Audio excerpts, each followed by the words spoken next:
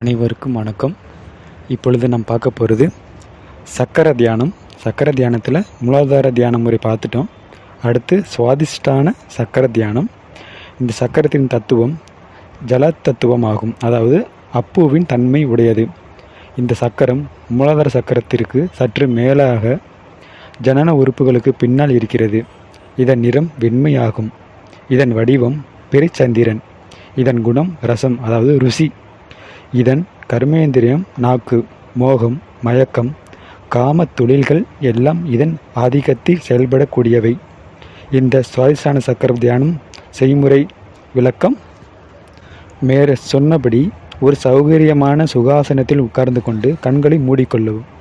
மனத்திரையில் வெண்மை நிறத்தில், அதாவது சந்திரன் பிறையானது சுவாதிஷ்டான சக்கர பகுதியை பிரகாசிப்பதாக மனதில் காண வேண்டும்.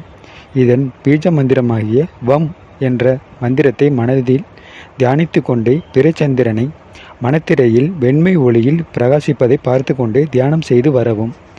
இந்த தியான பலனின் பல சக்திகள் கிடைக்கும். இந்த தியானத்தின் மூலம் பல சக்திகள் கிடைக்கும். அதாவது பசிதாகம் ஏற்படாது, ஜலஸ்தம்பனம் முதலிய பல சித்திகள் கிடைக்கும்.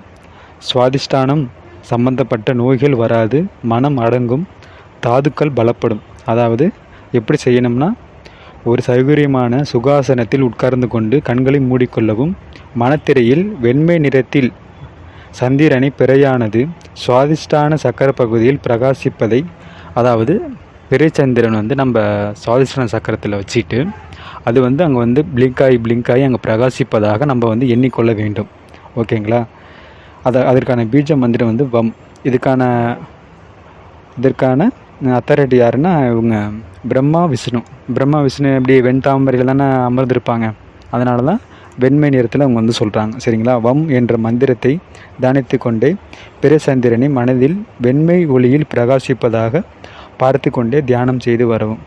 அங்கே வெண்மை ஒளியில் பிரகாசிப்பதாக பார்த்து கொண்டே தியானம் செய்து வர வேண்டும். இதுதான் சுவாதிஷ்டான சக்கர தியான முறை. மீண்டும் அடுத்த ஒரு சக்கர தியான முறையில் சந்திப்போம். நன்றி, வணக்கம். திருச்சிற்றம்பலம், தில்லையம்பலம். ஓம் நமச்சிவாய, ஓம் நமச்சிவாய. தொடர் பழக்கமே தொடர்ந்து ஒரு வெற்றியை கொடுக்கும். நன்றி, வணக்கம்.